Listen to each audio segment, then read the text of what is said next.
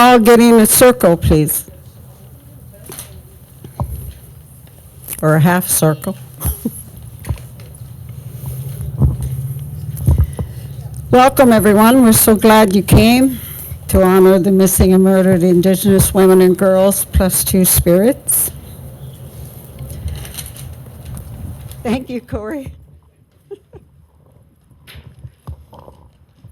We were supposed to have drummers here today, but I was called by Francine, and one of her drummers, her husband passed away suddenly, so they're all with Debbie today.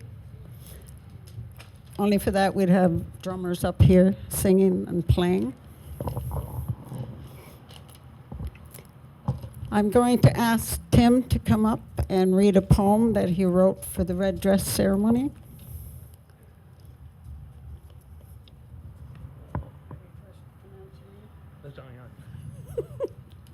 Tim Bisaillon. Ani, everybody. My name is Tim Bisaillon. I am in Ojibwe from the Bisaillon First Nation, and that's in Northern Ontario near Sault Ste. Marie. I've been living in Smith Falls now since 1992, and I have grown accustomed to seeing everybody. So I wrote a poem about about today, anyway. So I'm just gonna.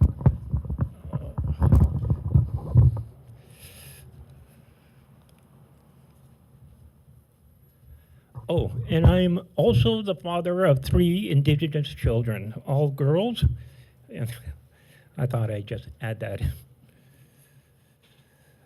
In the hush between heartbeats and silence and song, red dresses sway where spirits belong. Hung on fences and forests from branches, they fall, each one a whisper, a name we recall. They dance in the wind, though no one is there, empty of bodies, but full of despair. They carry the stories of sisters and daughters, of lives taken swift as stone in the waters.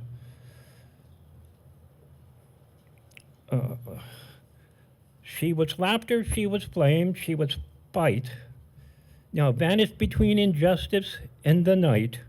No Amber Alert, no headline to keep. Just a mother's soul. Oh, she has to weep. That's a powerful addition. That's my poem, I'm sorry.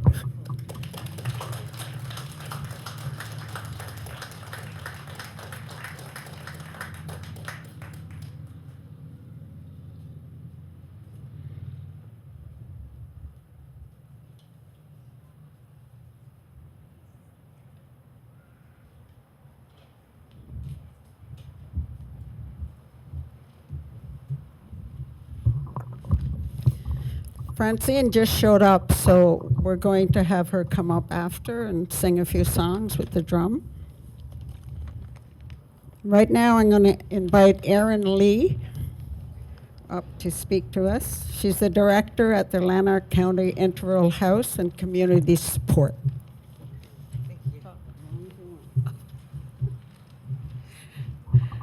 Hi, everybody. I just want you to know that Flora just told me that I can talk as long as I want. So I'm just going to look around at people who know me and say, it's like a gift. It was my birthday yesterday, so that must be my gift. Thank you. No, I'm not going to do that. My name is Erin Lee, and I'm the executive director at Lanark County Integral House and Community Support. I have been navigating this community for 18 years. Prior to that, I spent 15 years working in the anti-violence movement in Ottawa. And prior to that, we just don't want to talk about because it just ages me. I have been doing anti-violence work for so long that when I wake up in the morning and I turn on the radio, I listen for names. I listen for names I'm going to recognize. I listen for names that I've never known.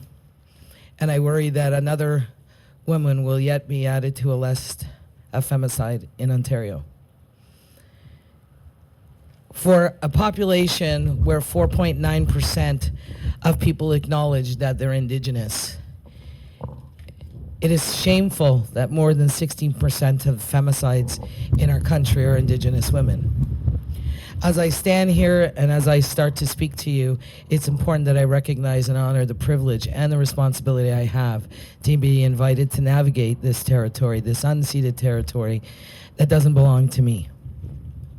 I take that responsibility seriously every day. And I think about Indigenous women and the plight of Indigenous women, two-spirited and gender diverse folks across Canada. It is important for you to know that you can do something about it. I don't want to stand here and give you statistics. What I want to tell you is that Lanark County and the town of Smith Falls was the first community to make the declaration that IPV, intimate partner violence, is an epidemic. And it is an epidemic. Last year we had 62 femicides just in Ontario. In Canada we had 182 femicides. The epidemic touches every community. Some are not reported, and that is an important note for all of us to make. Because it is Indigenous women, it is migrant women, it is Black women, and it is racialized women who are unreported. It is important that you know in your community you have an agency that is 45 years old, who thought that it would be necessary for it to exist for a couple of years until, that problem got managed. And 45 years later, we still stand here. Our shelter is full. Our 17 units of secondary housing are full. We have a waiting list, and we respond to approximately 3,000 crisis calls a year on our crisis line. We do our very best to ensure that we ask people where they're calling from, but sometimes it's not safe enough to offer that information. But what we know is approximately 93% of the calls that we receive are women and gender diverse folks from Lanark County and the town of Smith Falls. Many people like to believe, naively I would suggest, that it doesn't happen here. It doesn't happen in small towns, it doesn't happen in my community, that's happening elsewhere, where people are not educated and people don't work hard and people this and people that. It's happening right here in your community. As I am talking to you, there are thousands of people who are enduring violence as I'm standing here privileged to speak to you, and they live in your community. It is not happening next door. It's not happening in someone else's backyard. It's alive and well in our own community. I want to say something that's going to seem unusual for me, but I want you all to think about creating a relationship with your local police service. It's unusual for me to speak about this because over the years I've had several times where I didn't have a lot of positive things to say about the cops. There are still occasions where I don't have positive things to say about the cops. But I'm standing here in Smith Falls and I want to make sure that you all think about when we talk about reconciliation, when we talk about making amends and changing the future, we need to think about where our relationships are. And police have not always been the most relied upon source for truth and reconciliation for Indigenous community. That is not about the police in Smith Falls, and it's not about the OPP in Lanark County. But it is about other police services, and it is historical. And trusting police, if you are Indigenous, if you are racialized like me, is not an easy choice to make. But I want to challenge everyone here today to try and create a relationship with your local police service. And I'll tell you why. As a racialized woman who grew up in Toronto, who has rarely had positive relationships and interactions with police services, I want to tell you that things are changing, and things have been changing in Lanark County and the town of Smith Falls for years. And I think it's really important for us to figure out how do we reconcile and how do we work and lean on the police to let them know what's going on, to assist and demand that they make it better, and to give them the information we have to be part of that solution. So when you look around and you see members of the OPP and members of the Smith Falls Police, and you see people from paramedics, and you see people who are firefighters, it's because this community cares. And this is not what you experience in all communities. I'm not standing here to pretend that the world is a glorious place, because if lightning would strike, it would strike me down right here. The reality is we got to work with what we got. And we're pretty lucky to have what we got. We have our first ever female chief in Smiths Falls.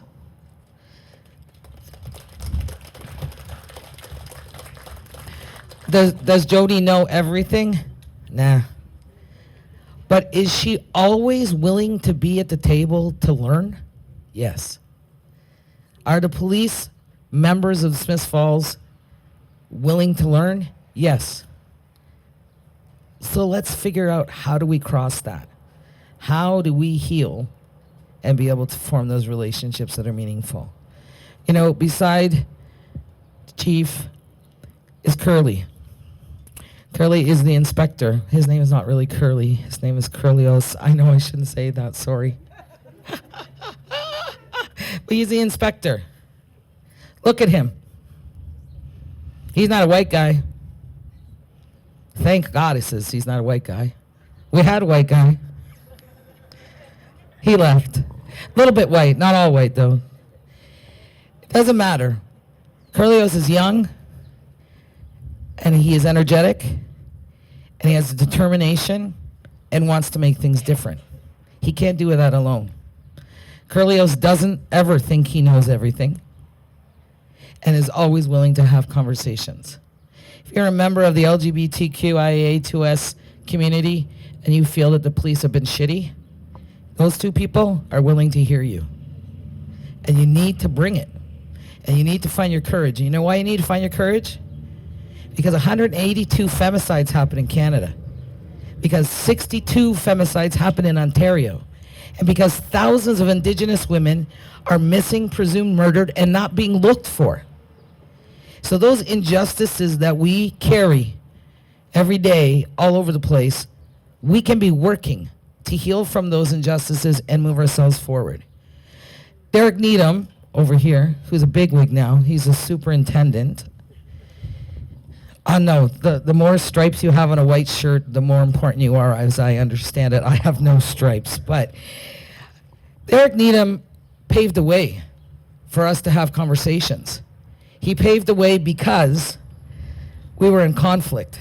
We were in conflict about a case where there was a survivor and she wanted to be heard and she didn't feel like she was being heard.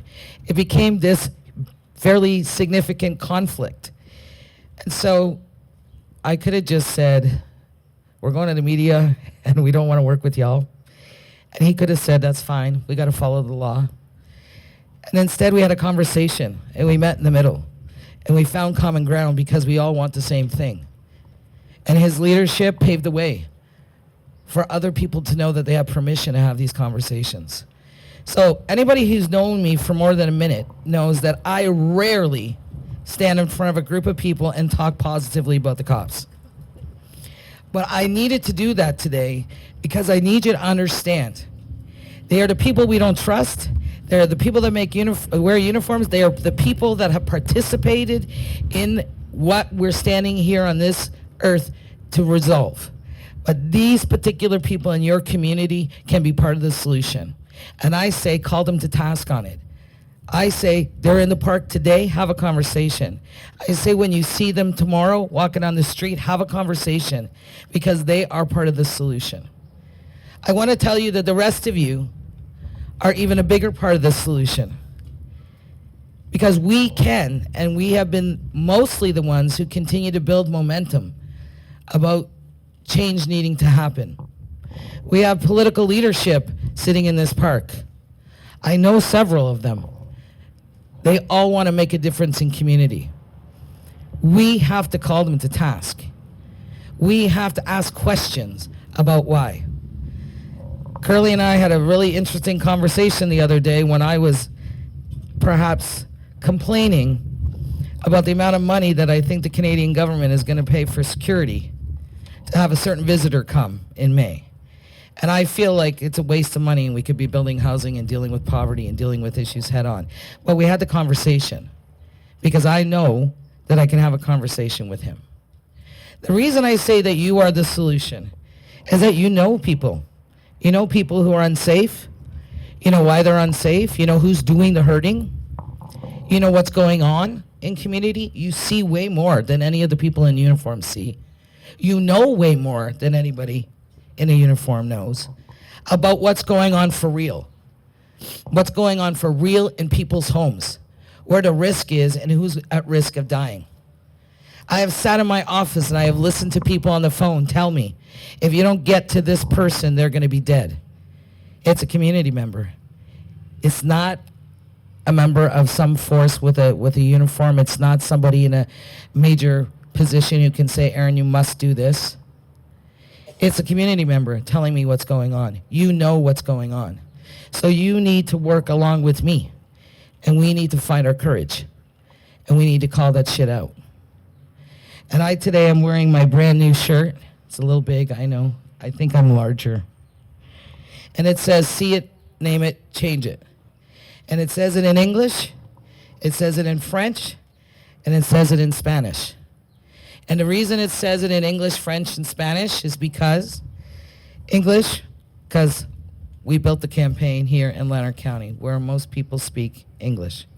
Ottawa took the campaign, has now used the campaign in Ottawa. It's in the buses, it's everywhere. We have billboards and we have shirts and other things. I went to Mexico in January of 2025 to speak about violence and the realities of violence and how we can support folks in Mexico to end violence against women. In Mexico, 11 women die a day at the hands of femicide. It is a real epidemic. And I was sitting in a room where there was a whole panel of people and I had my head instrument on so I could receive my interpretation. And I sat there and I listened to these officials speaking. And this doctor started speaking and then announced that Mexico is adopting the See It, Name It, Change It campaign in Mexico because they need a solution and they feel like this campaign could be part of a solution. So that's why it's in English, French, and Spanish. And if you want one, you just got to message us at Lanark County Interval House and you can get one. And I'm not telling you that so that you can go get a t-shirt. However, I do think they're pretty cool. I'm telling you that because this campaign is simple. If you see violence, you need to find your courage to name it. And once we name violence, then we can do something to change it. But if we pretend we don't see it and we don't name it, nothing's going to change. And we'll continue to have 60, 62, 64 femicides a year. We'll continue to have many women, more women, that are presumed dead. And I, for one, I'm not part of that. I'm telling you that we need to call everybody who has a responsibility to see it, name it, change it. We need to call them all to the table. We need to call every leader. We need to call every one of our neighbors. And we need to call it out. Now, do not go and get yourself in a situation, you leave here and you're like, see it, name it, change it. You walk, you see a situation going on and you say, I need to see it, name it, change it, and you put yourself in harm's way. Do not do that. Think about what you can do instead. Most of you have a cell phone. You can take pictures, you can take video. Most of you have the capacity to call 911, you can do that. In our community, lots of people don't want to call 911 because they don't trust the police are going to do anything. I'm telling you, it is a resource. Call 911. If you don't want to call 911, and I don't want you to get hurt, think about what you can do to distract what's going on. Drop something. Bump into somebody. Say, oh, hey to somebody to stop what's going on, just to be a distraction. That in itself can help change things and help people get out of a situation. If you have a neighbor and you know something's going on in your neighbor's house and you hear that screaming and you will not call 911, that's okay. Go over to the door and knock on the door and pretend you need something. Better yet, go and offer something, so that we can continue to disrupt the cycle of violence. We can challenge that cycle of violence. Not all of us are bred to be going and addressing people face to face and putting ourselves in harm's way. We don't have guns and supports to get us through that. So don't put yourself in that situation, but think about it. I can distract it. I can record it. I can direct it. I can say, hey, what's going on there? and then somebody cuss at you because you're in their business, you have stopped the cycle for a second. And now you can do something else, and there's an opportunity to change it. So don't sell yourself short in terms of your skills.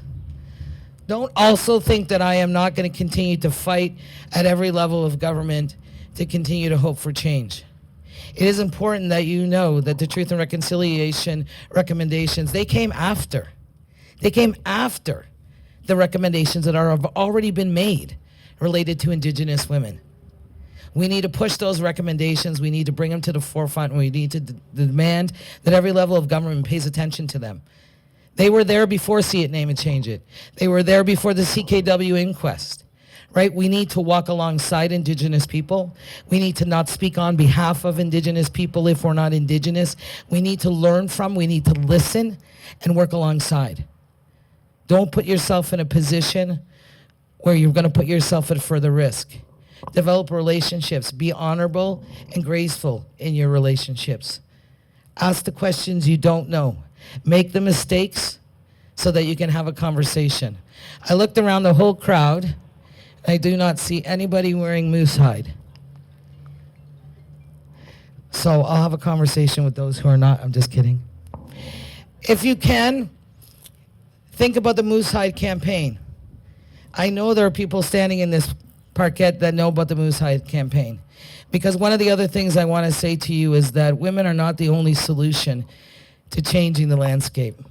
All genders of people are part of the landscape of change. So if you are involved in the Moose Hide campaign, or if you know of it, or if you want to be part of it, it's where you present somebody a piece of moose hide. And generally the person you present a piece of moose hide to identifies as male. And they have naga hide, so don't worry for those of you who are vegan. It's not always going to be animal-based.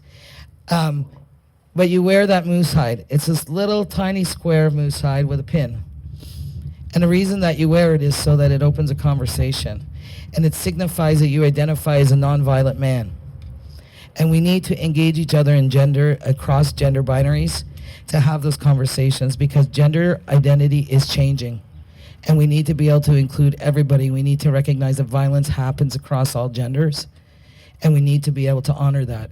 Much like Indigenous community, two-spirited folks are honored, not chastised, not discriminated against, and heaven forbid are not killed. They are honored. So it is important that we take that and carry that in our hearts as we move forward. The last thing I want to say to you is that as a representative on the Ontario Domestic Violence Death Review Committee, I am your representative. That means that I was appointed by the government and I review deaths. I review specifically femicides. And when I say femicides, that means gender diverse folks. That means murders that happen across the gender binary. And I want you to know that I do that job because I want to make sure that rural issues and small towns are represented at the Ontario table. And I will tell you that I don't forget the cases I review. I don't forget the files and the information that I've received from them. I carry them in my heart, and I translate them into the passion that I carry with me to move forward.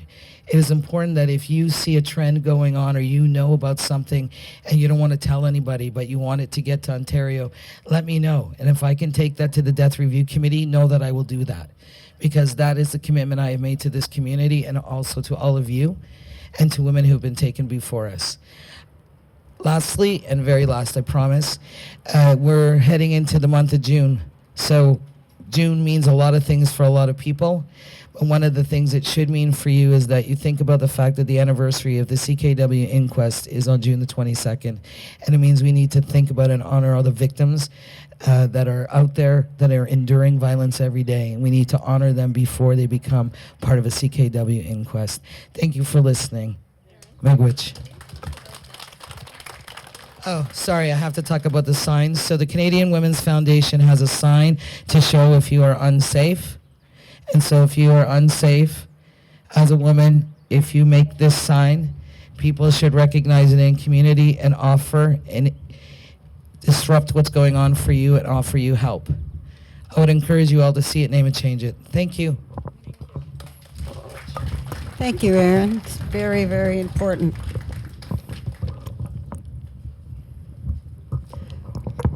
I'm going to get Francine to come up and sing a couple of songs.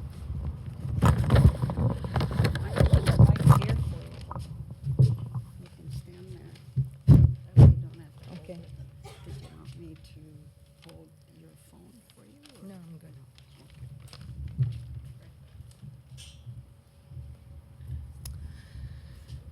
Sego, Anin, bonjour, kwekwe.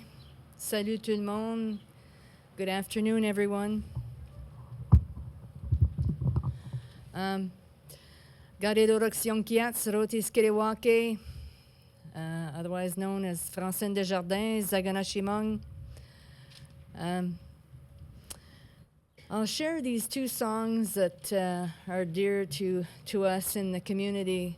One comes from Ottawa, from the Flower Women. I forget what the name is, but it's called I Am Next. And it's saying, I am next. Am I the one that's going to be missing? Am I the one that you're going to be looking for?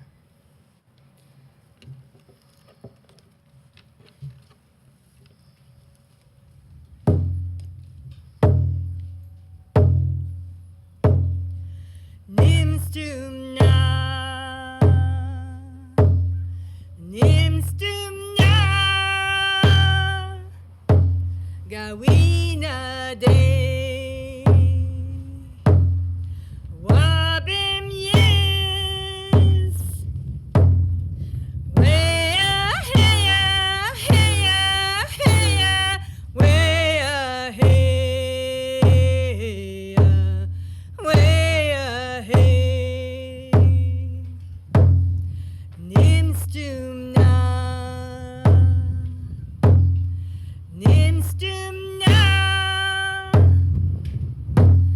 Gawina day,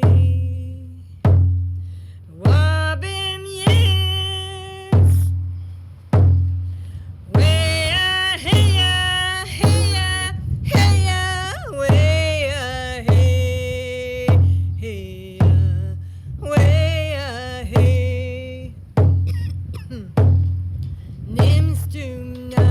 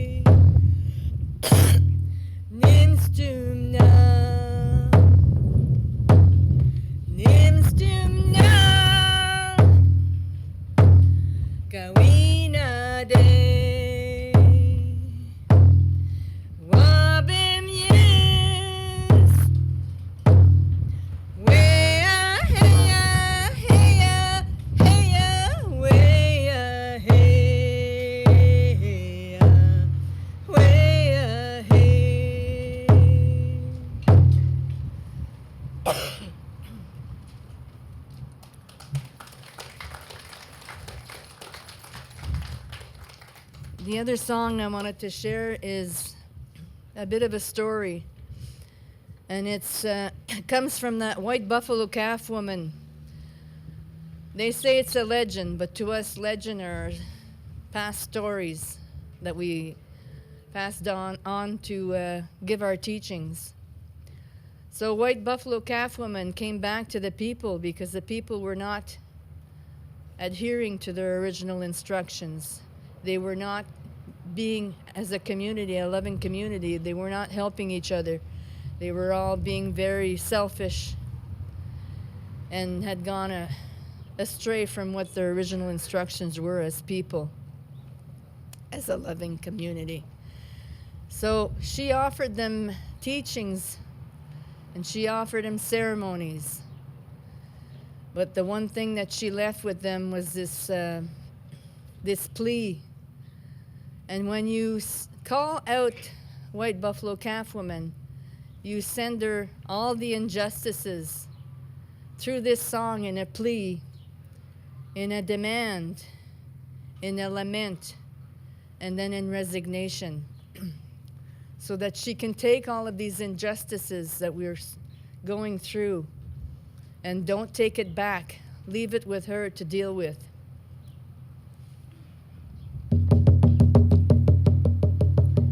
Papa Mousse, Shemus Kadem, Miambame,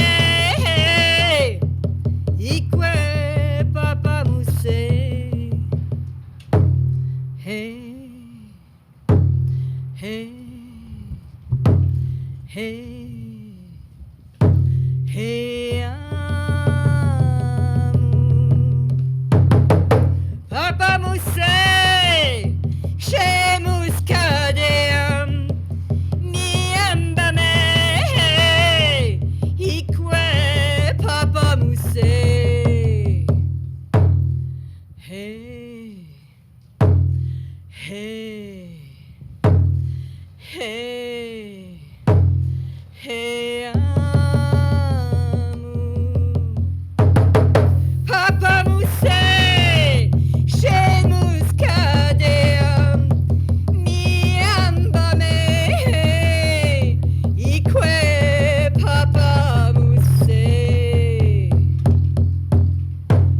Hey,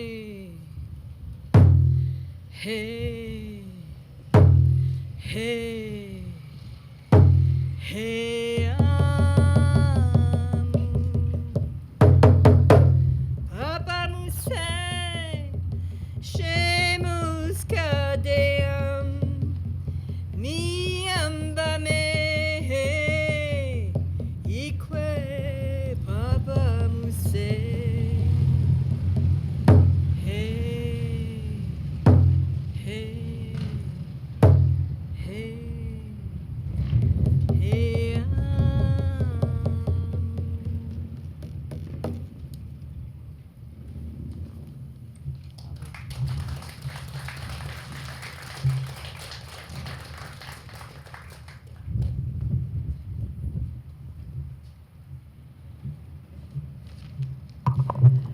Thank you, Francine. That was beautiful.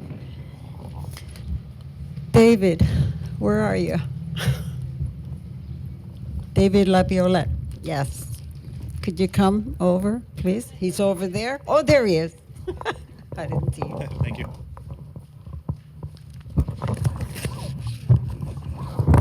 I can do it. No. I gotta find you first.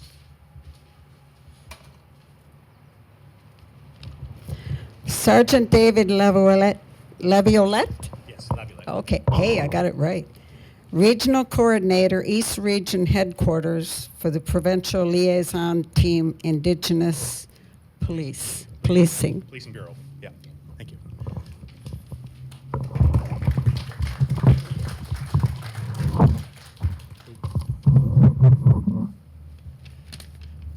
Good afternoon, everyone. I would like to acknowledge that this land is the ancestral and unceded territory of the Algonquin Anishinaabe Nation. We are grateful to the Algonquin ancestors who cared for the land and water in order that we might meet here today.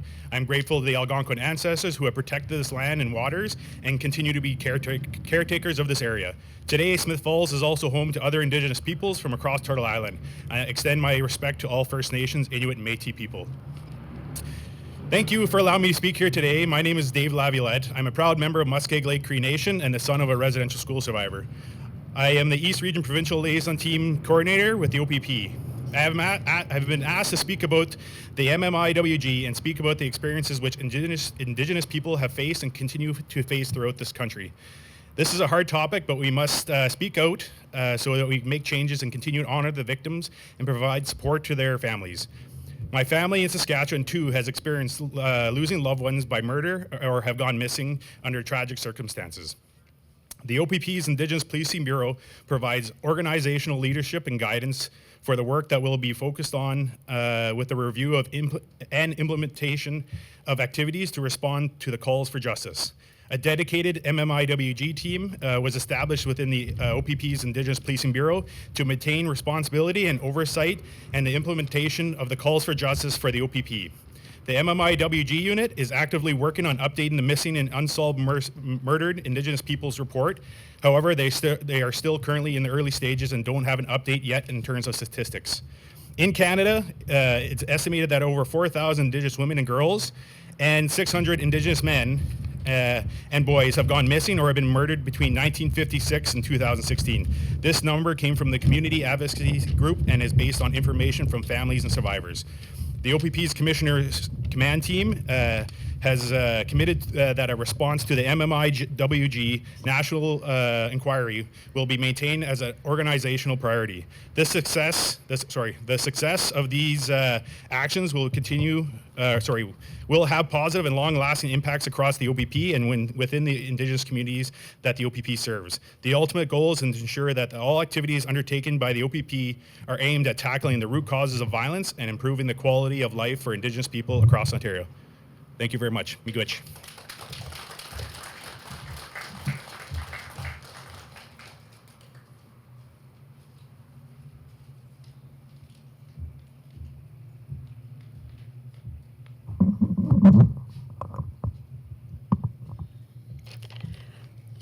I'm going to call Francine up to let you know about the strawberry, the meaning of eating the strawberry, and the reason why you shouldn't get rid of that leafy thing.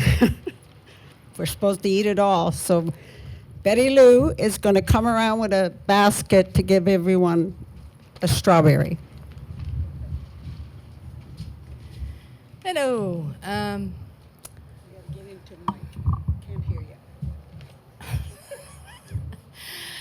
So I'm wearing a heart that's passed on from my mom. And there's all kinds of little hearts intertwined in that big heart. And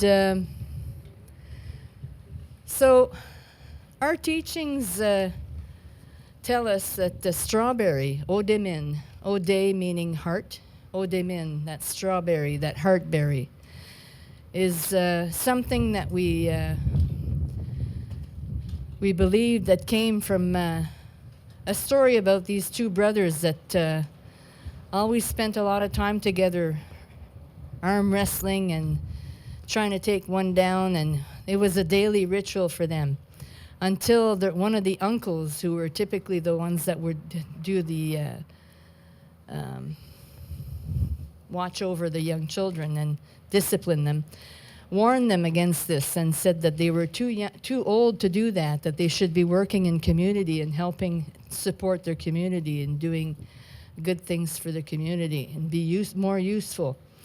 But being a daily ritual, and here they are in their teens, they couldn't do without it, so they went into the woods, and so they went on with their ritual, and the inevitable happened, and one of them pushed the other against a rock, and he fell dead. So having lost his brother brought him a lot of sorrow and big shame, and he buried his brother into that forest under a tree. And every day he'd go back and he told his parents and his community that he had lost his brother. Well, in some fashion he did, but not the way that they thought. So they had gone searching for him for a few days, and then they figured that he had perished with an animal or something or other. So over time, the next spring, this beautiful little white flower grew all over as a carpet on top of his brother's grave. And as he would go there and apologize and spend time with his brother at his grave, and he had such sorrow and he missed his brother so much. It was a big part of him. So that little white flower grew into a berry, and then that berry turned red, and he was so interested in the smell of it came to him, and he decided to taste one of the berries, and he thought it was so sweet and it was all over his brother's grave, and his brother, he could see that his brother is sending him a message that he had given him. He had forgave him, and so he needed to forgive himself. So with this heartberry, We always think that we need to be more gentle with each other. We need to have a lot more love for each other and take care of each other in a good way, in a loving way. So when we share these berries during ceremony, it brings us back to that mindset that we need to do everything from the heart. And so we don't waste anything. We always have that berry whole when we pass the berry. And it's another teaching reminding us to take the bitter with the sweet. So that leafage, that green leafage, is also good medicine. Nothing gets to waste. So we eat that first bite with that leafage so that we don't waste that. And remember to take the bitter with the sweet. So, chimigwech.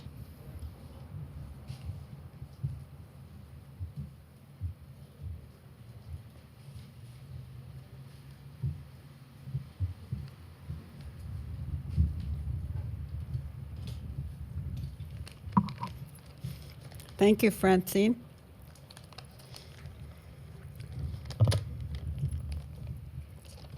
I'm going to call up the Chief of Police of Smith Falls to say a few words. Jodi, Empey. Yeah. It's hard to come after somebody like that.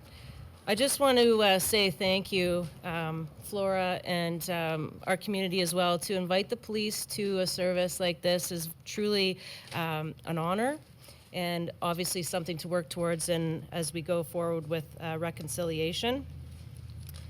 Although my stature is small, my voice is large, and I can say that actions speak louder than words for us and our team in Smith Falls. I can say that from our recruits right up to myself, advocacy for victims of violence will and continue to be a very important piece. As Erin said before, when I started, and over the years, everybody had their own little silos. No one spoke as a community and as a group on the prevalence of violence, especially in intimate partner violence. I'd like to say that it's going down, but our statistics are showing it's continuing to increase. So for us to work together is a really important piece, and not just looking at how do we support the victims, but now we're looking more at how do we support the offenders, and so that the recidivism doesn't continue, because that is what we're seeing. And I do want you to know that I continue to be a voice in committees with the OACP on victims of violence. I continue to be a voice with our municipal leaders and with our politicians, because I think that the voice shouldn't just be on the police. The responsibility of intimate partner violence is not just on the police. It is a community issue. It is a political issue. And if they're going to say that it is an epidemic, there needs to be change in order for that epidemic to not continue. And that's what we're going to continue to work with. I do want to say a personal story. When my mom and I were in Winnipeg, it really made me see, this was last summer when there was a lot of protests for the missing women in the landfills.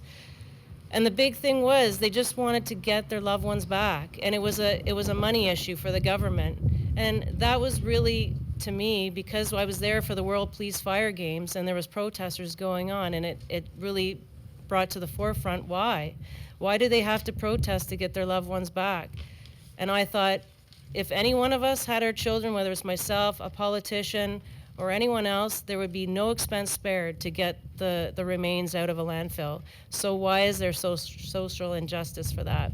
So we need to continue to advocate and work together so that we're all treated the same. Thank you. Miigwech. Thank you, Jodi.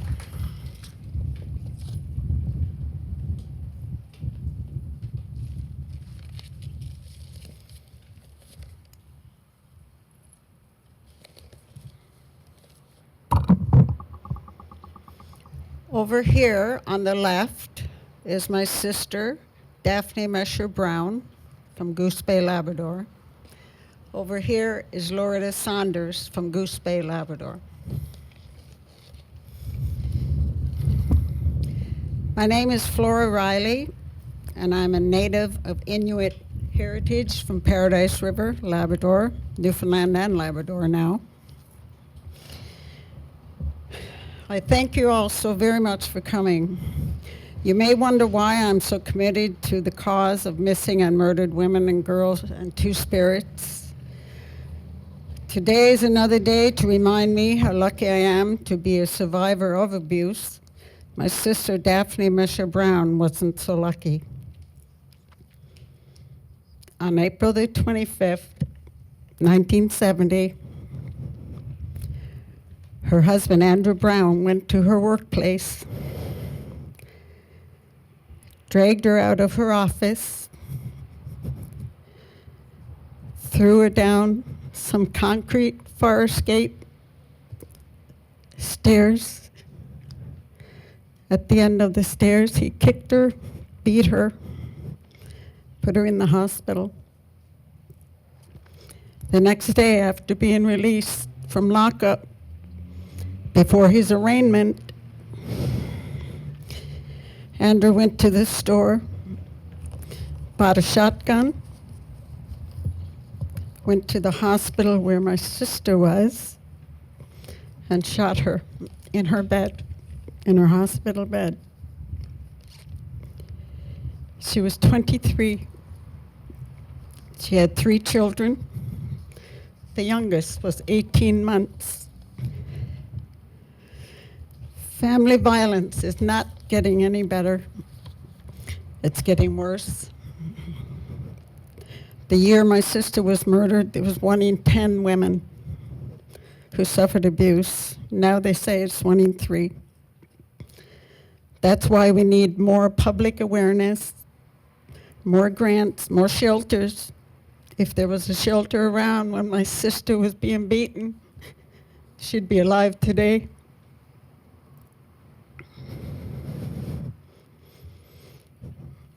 We need grants, they need shelters. I know the problem was bad when my sister was killed, but it's gotten worse.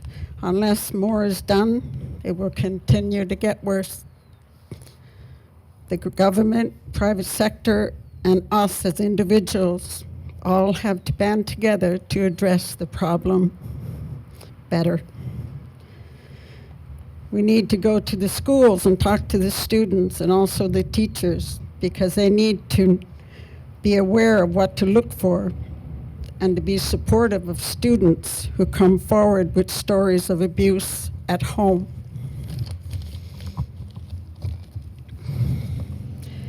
Family violence is not a woman's issue. It's also a man's issue, because they need to take responsibility for their actions. We need more men involved to change these behaviors. Let's stop the madness. We no longer have to sit around and let anyone else decide the rest of our lives. So let's take back our lives. We need to be heard. We need a voice. We have that choice. The Red Dress Project is about bringing awareness of the issue of Indigenous women and girls and two-spirits who have gone missing. Jamie Black of Winnipeg created the Red Dress Project in 2010. She collected red dresses from the communities and hung them in public spaces as a visual reminder of the women and girls who are no longer present. An empty garment of clothing is a marker of those who are no longer with us. We want Canadians to never forget the lost lives of all women and girls and two-spirits. The red dresses swing in the wind, each one representing a woman who is no longer around to wear it. In a way, it is calling the spirits of these women, girls, and two-spirits and allowing us to use our voices to speak for them. The color red was chosen as a way to unite the spirit of the cause, as a chance to call them back, to be among us, and to hear their voices again. Red represents their lifelong blood, which has been tragically spilled. The Red Dress Project is a part of Canada wide art installation that represents over 1,200 missing and murdered women and girls' two spirits. In Alberta alone, it is estimated that 206 First Nation women were killed in 2014, according to the police.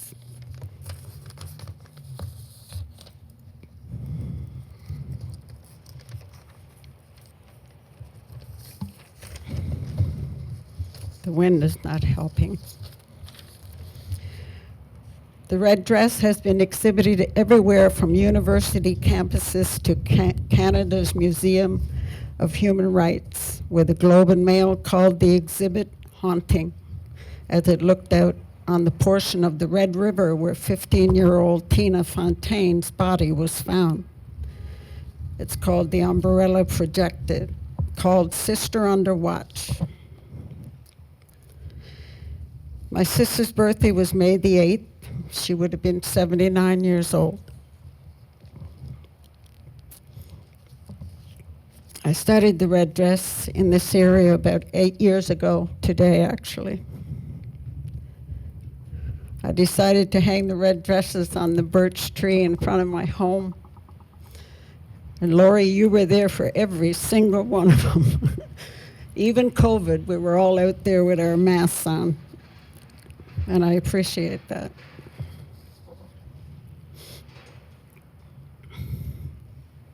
Since then, I asked the town of Smith Falls to support and host the red dress ceremonies. And the mayor and his people completely gave us this beautiful area to have the red dress exhibits. Thank you. Thank you so much. It means a lot.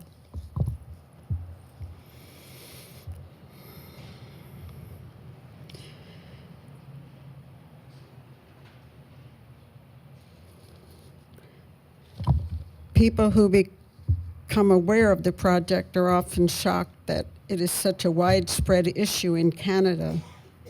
So the image of a red dress blowing in the wind can speak to a lot of people. Thank you again for listening to my story, Daphne's story. Let's pray. I'm going to say a prayer. Creator God, we pray for love. We thank you for the love that these families and communities hold for their daughters, mothers, grandmothers, aunties, sisters, cousins, and friends. We mourn with them. We pray for all those whose lives are marked by trauma because of these murders and disappearances. Hold them in love, Abba. Catch every tear that falls. Creator God, we pray for honesty. May those who have information about the whereabouts of these women and girls be moved to share it. Creator God, we pray for wisdom. May the leaders of the inquiry and all those who direct them have the wisdom that comes only from you to listen deeply and make wise recommendations so that we may all heal together. Amen. To know that there's coffee over there, there's Timbits, and there's cake. So like Erin said, everyone can stand around and talk to each other and communicate, which is a good thing. Before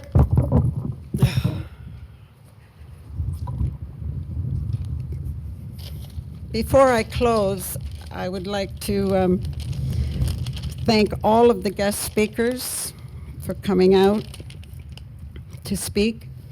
Mayor Shawn Pankow, Erin Lee, Sergeant David Laviolette, Stephanie Clark, Francine Desjardins, Chief Jodi Empey, Chris Silvermoon, Lori Ware, and Shannon Riley, the photographer, my daughter. And everyone else who set up And last but not least, my husband, Mike, for being here with me this morning for the past 8 years. Well, 42 years we've been with each other. Thank you, honey. I appreciate it. Everyone go and have coffee and cake, and I'm going to sing a song that I wrote for my sister to end the day, called My Sister, My Friend.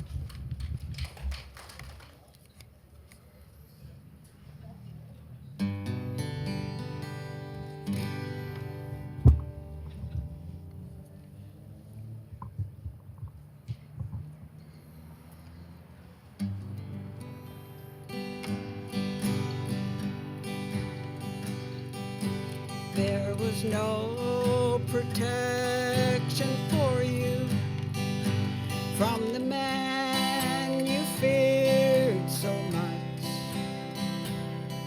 The abuses, they continue by your husband's hand. God saw what was happening. He always knows what's best. So he closed your frightful life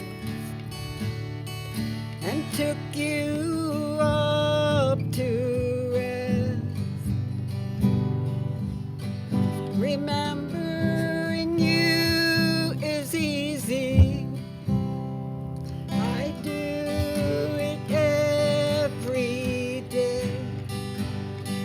But missing you is a heartache that never goes away. The moment that you died, my heart split in two. One side filled with memories, the other died with you. I often lay awake at night when the world is fast asleep. I take a walk down memory lane with tears upon my cheek. I hold you close within my heart, and there you will remain. You no longer live in fear. You'll never hurt again. Remembering you is easy. I do it every day. And missing you is a heartache that never goes away.